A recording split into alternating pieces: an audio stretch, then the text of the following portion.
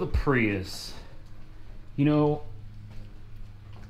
I'm still contemplating whether or not to buy that damn valve block and make that the last repair, but something that's occurred to me is the Cruise needed those shocks, the Cruise needed tires. The Prius needs some maintenance too, because we don't have any service history on this car. We don't know what's been done and what hasn't. So just to be safe, I mean, the thing's got 140,000 miles on it. You know, we need to be replacing the engine coolant, the inverter coolant, the CVT fluid, the spark plugs. You know, it's time to really get some maintenance done. And for the last 4 months, I had a box sitting in this garage from Toyota that contained everything I needed. Right there's the box, and we've got our spark plugs, lots of little plastic pieces, including the entire underbelly shield. Here's another one, the front spoiler thing or whatever that's under it. There's a lot of aerodynamic pieces that go to this car that are missing. So I bought all the parts for it, and they've just been sitting here for months, and it's like, I've been so focused on some of these other cars, you know, all the stuff I've been doing on YouTube, that I have actually been neglecting my most important vehicles, which are, you know, not just my personal vehicles, but also the vehicles that go out there and make me some money. So it's time to get into this. So I'm not going to do a whole in-depth, detailed video on how to remove the spark plugs in a Prius. All right, number one, because even though there's a lot of parts to remove, it's like Legos, man. It's not that complicated. And number two, because there's plenty of other videos out there to do it. We're just going to kind of document the process of going through and doing this myself. You know, you can pop this engine cover off by just wiggling it, and there's a piece under here that gets stuck every time. You got to stick your hand under there and just like, there we go, pop it up. One of these is always stuck on here. That's normal. I shouldn't even put that up there. So hopefully you can see why we have to take a lot of stuff off to get to the spark plugs, because the spark plugs actually sit back here underneath this cowling. So in order to even get to the plugs, you got to take this bolt off, and then this wiper arm comes off. You got to take the same bolt off under there, this wiper arm comes off. You got little clips like that, see them?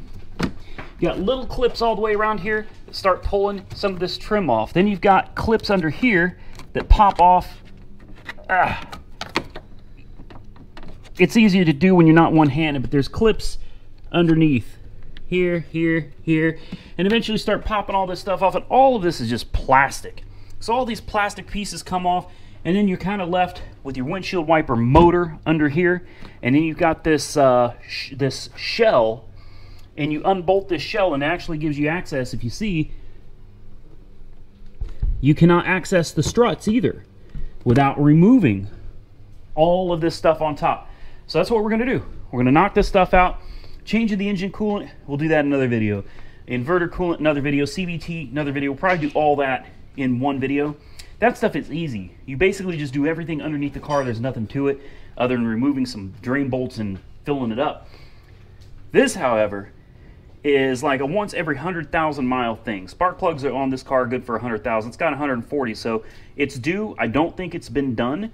And it's important, you know, it's very important for the air-fuel mixture that the spark gap is correct, the spark plug gap is correct. So let's knock into this and knock it out.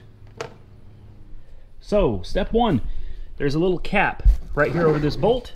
Just pop it off with a pick or a screwdriver, and you got a 14mm nut underneath it. You got a 14mm nut here and a 14mm nut here. Hell, maybe those are bolts, I don't know, probably bolts, and a nut. Take those off. Okay, so they're all nuts, and once you get them nuts off, you should just be able to pull these off. It might be a little more complicated than that. Sometimes you got to wiggle them off, but they come off. Give them a little wiggle. Try to remember about where they're located. I've removed windshield wiper arms many times, so I can eyeball this, but you may want to take a piece of tape and put it here and a piece of tape here to mark the location of your wipers so you get them back in alignment when you put them back on. As you can see, we got the wiper arms off. There were no trouble at all. So on this right here, you actually only have to remove half of this. You don't have to remove all of this trim, but it comes off some way or another. I'll figure it out. There we go. This slides off, so you stretch and slide it off. All right.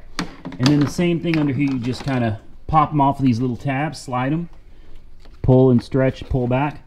And we don't have to remove all that. We're just going to kind of get this out of the way for now.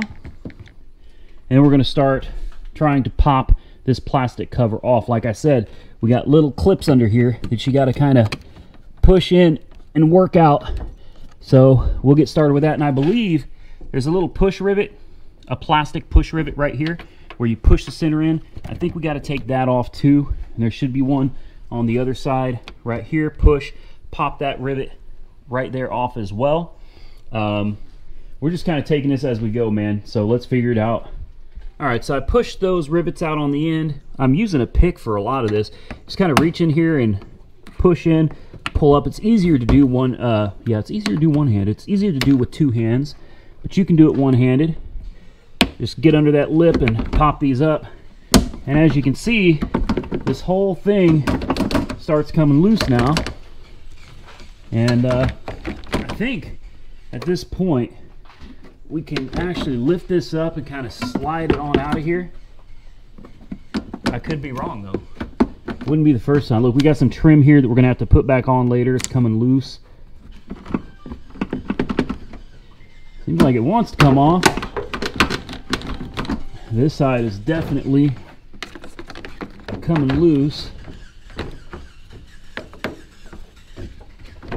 Seems to be held up on this side somewhere. Oh, the cap for the brakes. Put that cap back on, will you? You don't want to leave that exposed. All right. And then we could probably bend this in the middle. Yeah, you're also caught under the corner. Yeah, I'm gonna have to set this camera down, but if you slightly bend this in, we should be able to pull it right out. All right, yeah, so bend it in the middle. Pull this out, this piece. Remember to bring your rubber gasket with you here. I'll set this to the side. This is scary, folks, because this is going way too easy. Way too easy. Especially considering I'm a dude that's never done this before. So now we got to get the windshield wiper motor and assembly out of the way. So what we got here is your motor. We got what your motor is mounted to, and this is where your wiper arms go, right here. And this is basically the transmission. I know it sounds weird, but this is called a transmission. So what we're going to do is we're going to take this bolt out, this bolt out, this bolt out, this bolt out. I think that's everything. Those look like tins. They're holding this entire motor and transmission assembly onto this bracket.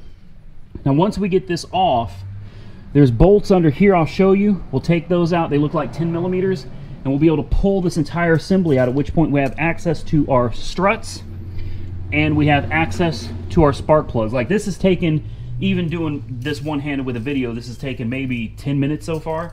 So this is really not as hard as even I thought it was going to be. So let's pull these bolts out, disconnect that wire.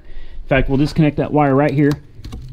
All right, then there's a clip right here. You've got to get this clip with the wire loom off of the transmission and move it out of the way.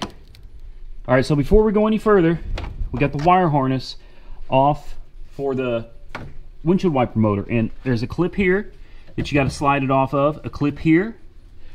There's a clip here, which we may have to find a way to put that back on, but it slides off of here. And then there's a clip right here that it attaches into the transmission housing. Now we're just going to pull these bolts off, and let's pull this whole thing, whole assembly out of the car. Okay, so we've got bolt, bolt, bolt, and bolt out. Now, don't think that you're going to pull this thing straight out, because it ain't going to come. Tim, will you grab that end of the transmission? And I need you to lift with me and very gently slide it to the passenger side of the car, and then we'll pull out.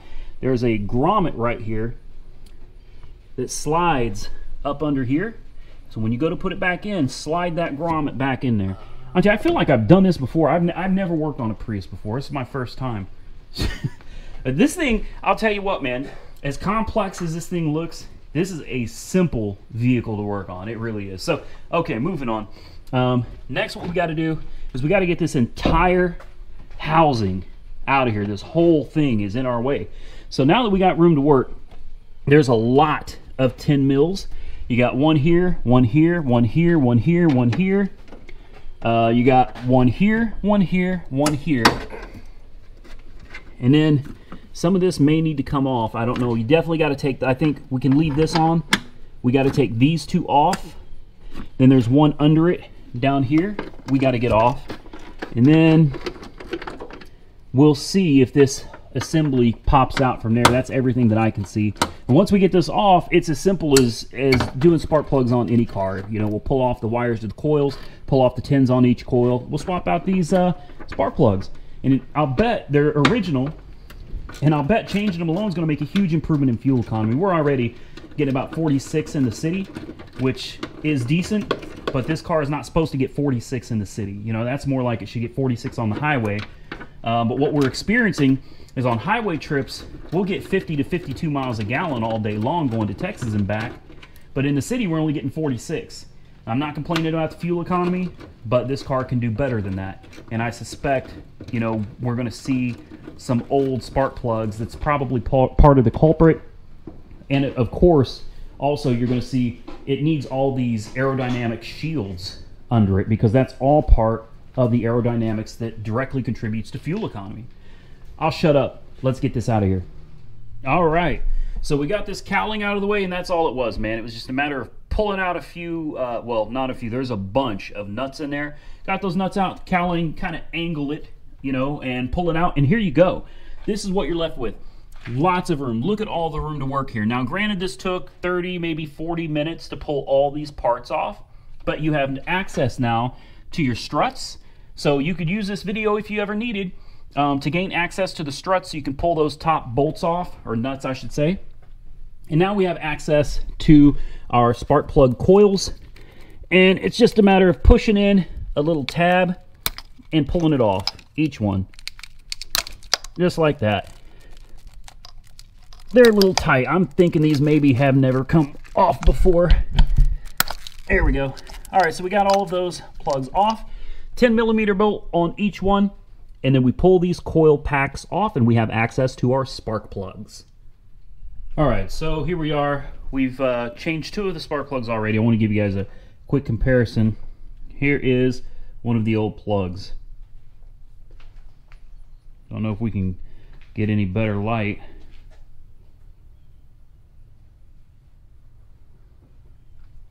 And here's one of the new plugs.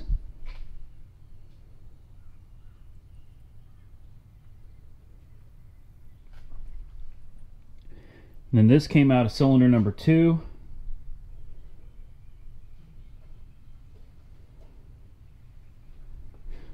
Plugs definitely look original, and they're pretty nasty. Luckily, everything else is coming along just fine. The only issue we had is I tried to use my regular spark plug socket in there before checking these plugs, and came to find out these are not your traditional 5/8 size spark plugs. These are 9/16. So I could have gone to the store and grabbed a 9/16. Instead, I'm just using a regular 9/16. This undoes them. Then I use a magnet to pull them out. And then I'm using a magnet to put them back in, just to sit them down in there, pull the magnet off, put this on, and very carefully and gently tighten them down to 15 foot-pounds, which is spec. And we'll finish this up, and it's a matter of putting it back together in reverse order, starting it up, and making sure everything runs like it's supposed to. And in case you can't tell, I'm a sucker for cleanliness. So I did clean the heck out of this engine while we had it apart. Maybe if we got time today, we'll go into taking off the EGR pipe, maybe the EGR valve, just to check it out. These things are known for clogging up and causing all kinds of engine problems. So if it doesn't take too much more time, maybe we'll jump into that, pull the EGR pipe off, pull the EGR valve off, just to have a look. And if it's dirty, maybe we can do like a quick cleaning with some solvent. We'll see what happens. But for now, let's get these spark plugs back together and make sure everything still runs like it's supposed to. Well, here we are. Moment of truth. Now, I'm not going to put any of this back together yet, and I don't recommend you do either. Now, everything should work properly because we've done nothing more than change 4 spark plugs. Shouldn't be an issue. But just in case you miss something, go ahead and fire it up now before you put all this stuff back together. Here are the 4 spark plugs that we pulled. They definitely have seen better days. Definitely. These are original. And probably part of the reason we're not getting the gas mileage we should be getting out of the city driving. Let's fire it up. Give me fuel, give me fire, give me that which I desire. Well,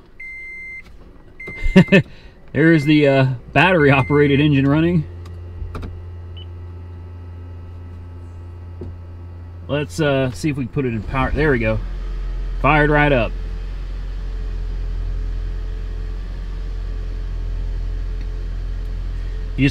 I put it in power mode, and that generally starts the engine. And EV mode, not available. Eco mode, yeah, well, whatever. I put it in power mode, and typically power mode starts up the gasoline engine. And give it a little gas. Ooh, horsepower, baby. This thing is so cute. It's a good car for what it is, though, and for what it does.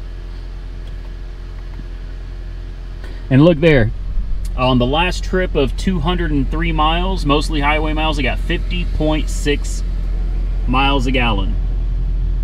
I don't know if you could even see that, but 50.6 miles a gallon is not bad. So good deal. She's a runner. Go back over here, put it in power mode to start that gasoline. Come on, baby. There we go. She runs good. She runs good. I mean, she ran good before. But with a fresh set of spark plugs after like 142,000 miles, she runs even better.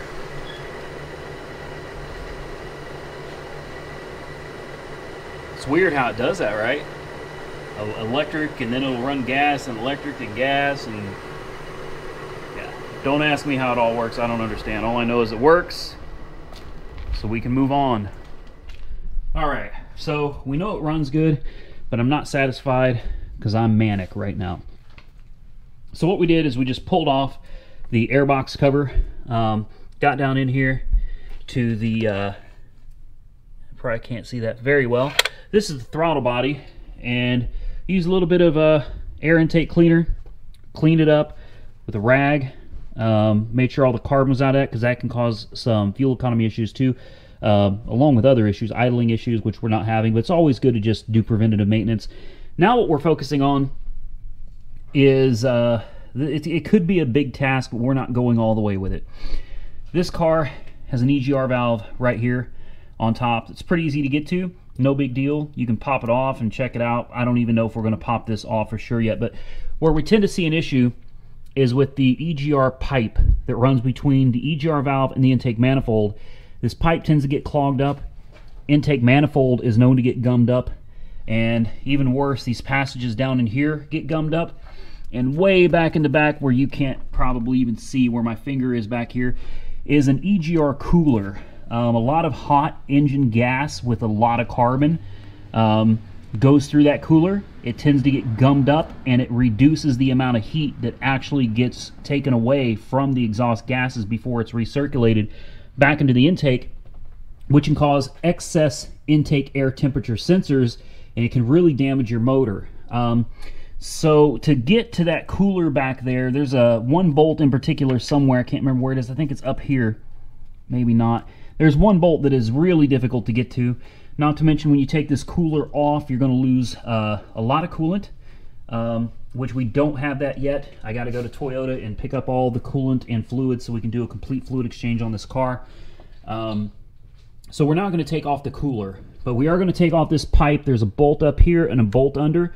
Same thing here, a bolt here and a bolt under. We're going to pull this pipe off just to get an idea of if this system is actually gummed up or not. and we'll see if there's any type of cleaning, if it's necessary, that we can do without pulling the entire cooler off of the car. So let's pull this thing off. All right, so we got this off. This is the tube that's known to get clogged up, and the good news is it's not clogged up at all. It's definitely dirty, so I'm going to see if I can find like one of those wire flexible brushes. I think I've got one in here somewhere. I know it's dark. See, it's so dreary out here, it's hard to even get any light. There we go.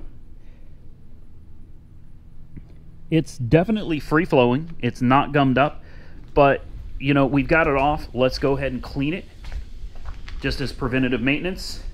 Lay that here on the ground. I think I'm going to pop the EGR valve off of here, and let's have a look inside and see what it looks like in there. So far, these are great signs, very good signs. Well, so these cars are known for burning oil, the third gens, and this one is no exception. This car burns oil too. In the course of a couple thousand miles, you'll need to put at least a couple quarts back in it. It's a lot of oil that it burns. And what I want to show you is this pool right here of black. That is carbon buildup that I pulled out of the intake manifold using this. It's you know, a very soft bristled, I don't know if plastic or what bristles are on it, but it's a soft bristled brush, so I don't damage anything within the engine. All of this entire pool right here is carbon and oil mix that came off of this brush alone as I was cleaning the intake manifold. This right here is actually carbon. Right there. This is carbon that I got out of the EGR pipe right here. Now this pipe it really wasn't that bad. Thankfully it wasn't clogged up, but it was partially restricted. Hopefully you can see this now. It's nice and clean. I use that soft bristled brush to clean this pipe out, so we've got maximum flow from the EGR valve. Now the next thing that tends to happen is you'll get an EGR code and you'll find out this EGR valve is sticking right here. This is a spring-loaded EGR valve that uses a magnetic pulse, similar to your ABS wheel sensors. I think you'll get like a code P0441 or P0440, something like that. But luckily, on this one, you can see it moves freely. Now, if it does not move freely, there are some things you can do. You can take a light hammer and activate, push in and out, while also tapping gently around the perimeter of the EGR valve. At the same time, where that EGR tube used to go in here, you can spray carb cleaner, and that's what I did. I sprayed carb cleaner, held it in, let it out, let it in, let it out, and I run that brush as far up in there as I can go. Now where the pipe connects to the intake manifold is hard to see, but it's down here, and that's where I pulled that whole pool of carbon mixed with oil out of the intake. Now, at some point, it may be necessary to take this entire intake off and clean it. The thing is what we need to do at some point in the future, if we're going to keep this car long term, we need to pull the intake off, and instead of cleaning it, I'll probably just buy another one. They're like $250 for the complete manifold. I'll probably just buy a whole nother intake, and instead of trying to clean this EGR cooler and everything, at some point, if we start having EGR problems, I'll probably buy a whole new EGR cooler. It's also about $239. We'll just replace the entire EGR system, replace the intake. The PCV valve is actually behind it, and it plugs in right here. And these cars are known to blow by oil into the throttle body, and then it sucks it back up into the engine. It makes the valves nasty, especially the intake valves get gummy, and you can actually get burnt exhaust valves from all of this oil recirculating into the combustion chamber. Oil is not supposed to be in the combustion chamber. This is a known issue with third-gen Priuses. Be aware of this on this generation of Prius. Now, Toyota has an extended warranty on the EGR system. It's 10 years or 150,000 miles. So, you know, should you have a serious problem, you should be able to go back and at least get your EGR system taken care of. But I think the appropriate thing to do in the future will be a catch can.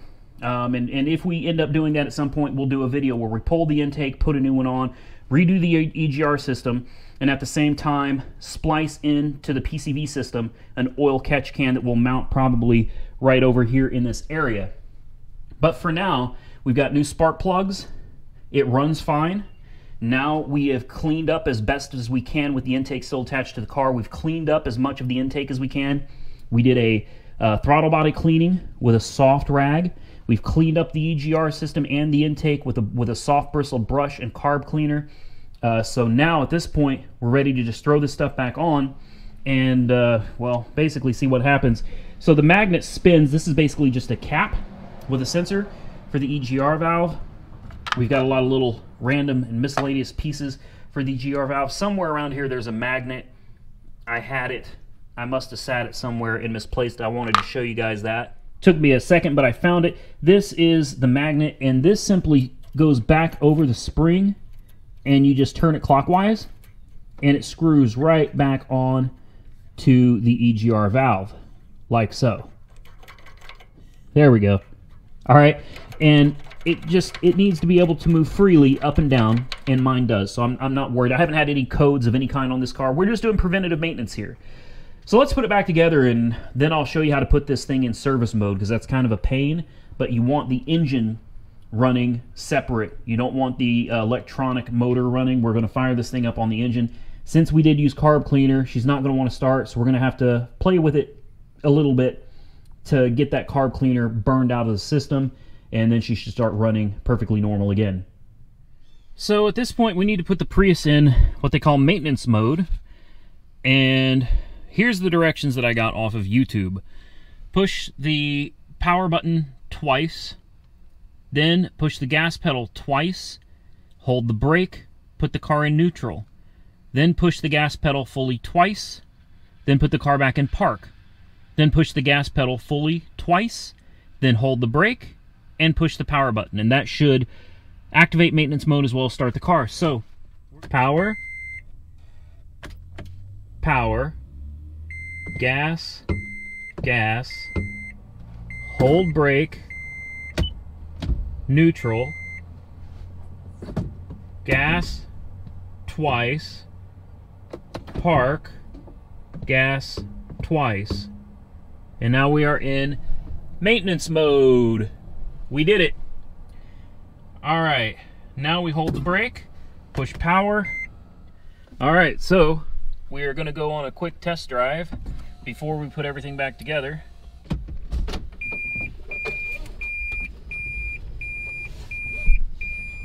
To make sure that everything is working the way it's supposed to work.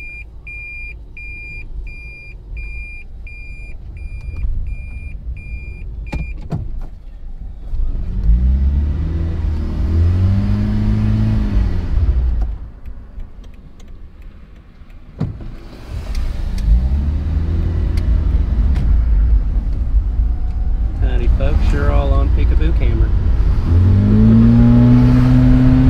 Whoa! I think she feels better. Got a little bit of power there, doesn't it? No, it's in power mode.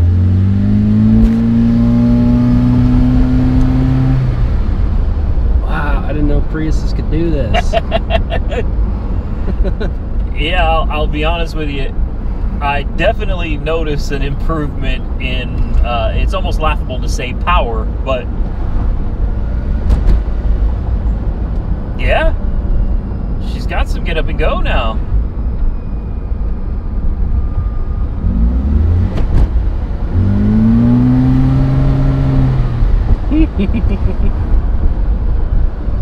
Goodness. You gotta get a glass pack and some straight pipes on this thing. Yeah. All right.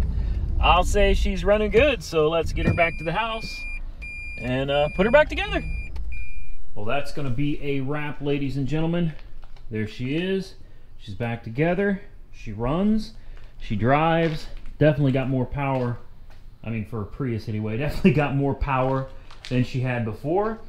So I guess in one of the soon-to-come videos, we'll go ahead and do the maintenance on the inverter fluid, on the engine coolant, and we'll do a CVT fluid exchange as well. Yeah, we'll try to knock all that out in one day. Let's see if we can do it. So I guess that's going to be it.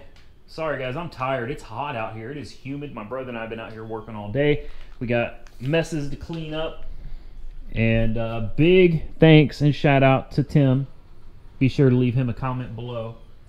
And couldn't have done this without him today. It's been a full day of work. It's after 6 o'clock at night. I got to get this video inside and edited and uploaded so you guys can enjoy it. Be sure to drop this video a like. We certainly appreciate it.